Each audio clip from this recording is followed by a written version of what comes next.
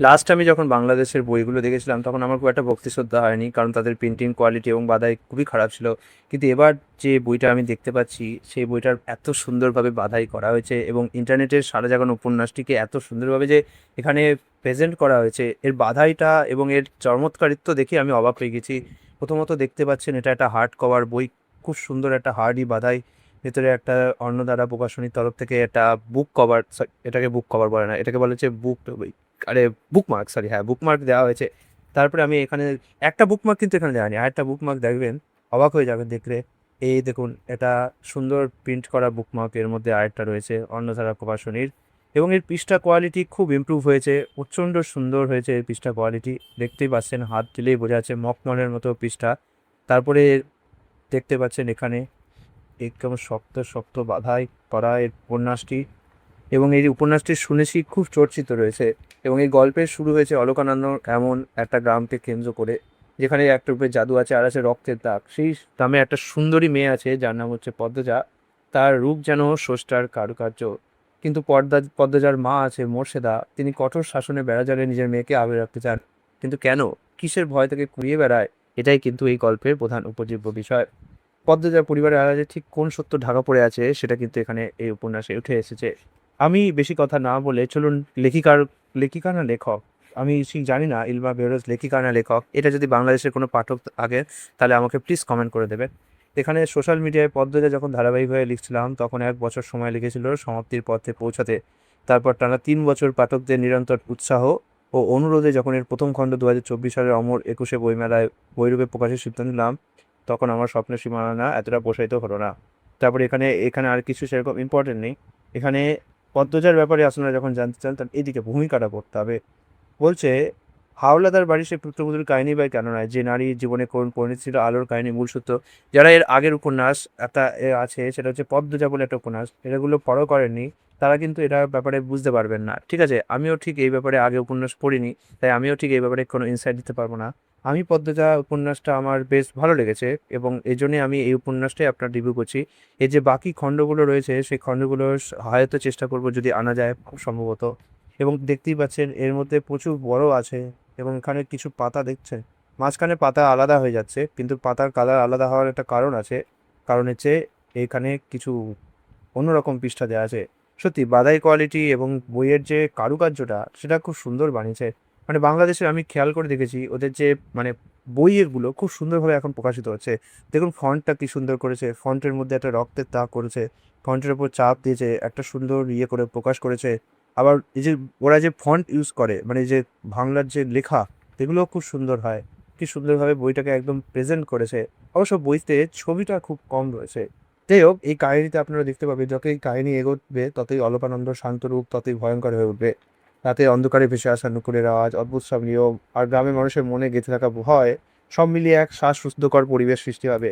এর মধ্যে আবির্ভাব ঘটবে আমির খান নামে এক রহস্যময় পুরুষের। তার আভিজাত্য আর ব্যক্তিত্ব যেমন আকর্ষণীয়, তেমনি তার চোখের আড়ালে লুকিয়ে থাকা উদ্দেশ্যগুলোও বেশ ঘোলাটে। পদ্মজা আমির পার রসায়ন যখন জমতে শুরু করে, ঠিক তখনই পাঠকদের সামনে আসতে থাকে একের পর এক শিউরে ওঠার মতো সত্য।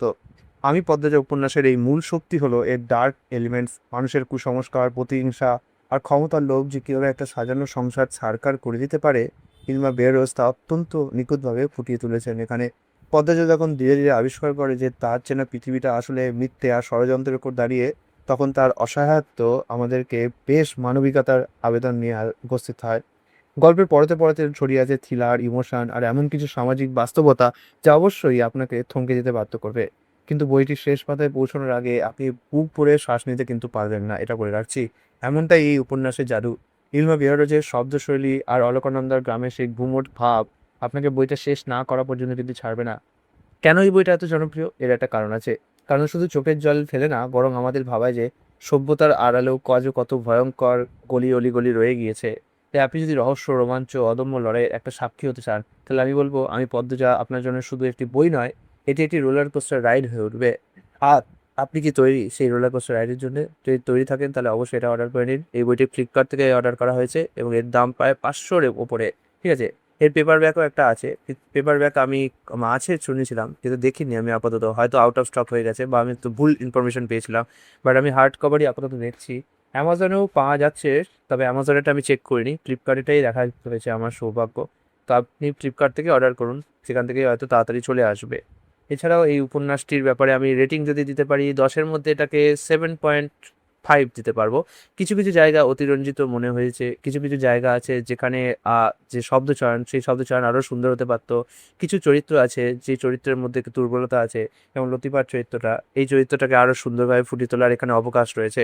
পদ্মজার চরিত্রটাকে খুব সুন্দরভাবে ফুটিয়ে তোলা আছে, এটা একটা প্লাস পয়েন্ট। তবে কোনো কোনো জায়গায় পদ্মজার চরিত্রটা বড় বেশি রহস্যময় মনে হয়, তাই জন্য সেই খাত থেকে মানে একজন পাঠক, সাধারণ পাঠক হিসাবে খুব দুর্বোধ্য লাগে, তাই সেখান থেকে আমি কিছু পয়েন্ট কাটবো।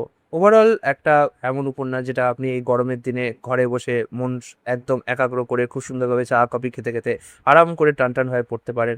তাই এই উপন্যাসটি একবার অন্তত আপনার বুক শেলফের জন্য সংগ্রহ করে দেখুন, হয়তো আপনার ভালো লেগেও যেতে পারে। আমার পড়া এই প্রথম বাংলা উপন্যাস, সরি বাংলাদেশি উপন্যাস নয়। আমি এর আগে হিমু পড়েছি, মিসির আলী পড়েছি, টুনটুনিও ছোট পড়েছি, বাট এগুলোর মধ্যে মিসির আলী আর হিমু বাদে বাকিগুলো সব বাচ্চাদের লেখা। মিসির আলী আর হিমু একটা মানে অন্য জগতের দুনিয়া খুলে দিয়েছিল তখন আমার দিনে, তখন কলেজে পড়ি, এবং প্রথম আমি সাইকোলজিক্যাল যে গল্প হতে পারে সেই গল্পের স্বাদ পেয়েছিলাম হিমুর মাধ্যমে। এবং আমার এই পড়া হিমু, আমি তো তখনকার দিনে বই পেতাম না, তখন এই বাংলাদেশের বইগুলো ওই পিডিএফ আকারে আসতো, কোথাও সেইভাবে পড়তাম। অবশ্য প্রথমত পিডিএফ আকারে পড়িনি, প্রথমে অ্যাপ পাওয়া যেত, হিমুর উপন্যাসগুলো অ্যাপে প্রকাশিত হতো, তো আমি অ্যাপ ডাউনলোড করে পড়তাম। তারপরে আলাদা পরে আমি পরবর্তীকালে পিডিএফ ডাউনলোড করে পড়েছি। তারপরে দেখি যে আমাদের এখানে হিমু সমগ্র পাওয়াই যাচ্ছে, বাট আমি আর তখন আর কিনিনি। মিসি রাডিও আমি পিডিএফ ডাউনলোড করেই পড়েছি। এইভাবে আমি বাংলাদেশের এই উপন্যাসগুলোর সাথে পরিচয় হয়েছি। এছাড়াও হুমায়ুন আহমেদের আরও অনেক সুন্দর সুন্দর উপন্যাস আছে, যার মধ্যে জননী ও জ্যোৎস্নার গল্প, এই উপন্যাসটা আমার মানে মন ছুঁয়ে গেছে। আমার কলেজ লাইফে আমি বাসে যেতে যেতে আমি এই উপন্যাসটা পড়েছি। এত সুন্দর এই উপন্যাসটা ছিল, বিশেষত এর শেষের দিকটা অত্যন্ত সুন্দরভাবে চমৎকারভাবে প্রদর্শন করা হয়েছে। তো আমি বলবো বাংলাদেশের কিছু কিছু লেখকের উপন্যাস আছে, গল্প আছে, যেগুলো খুব মন ছুঁয়ে যায়। তো এই উপন্যাসটা কি তেমন? না, এই উপন্যাসটার কাহিনী বা ভাষা বা এর গঠনশৈলী ওইগুলোর মতো না, অতটা না। তবে হ্যাঁ, এটা একটা অন্যরকম জনার, অন্যরকম টেস্ট, তো হয়তো আপনাদের ভালো লাগতে পারে, যারা একটু মানে এই ধরনের উপন্যাস ভালোবাসেন, যারা একটু রহস্য রোমাঞ্চ কল্পনার আশ্রয়। তো এটুকুই জাস্ট বলার ছিল।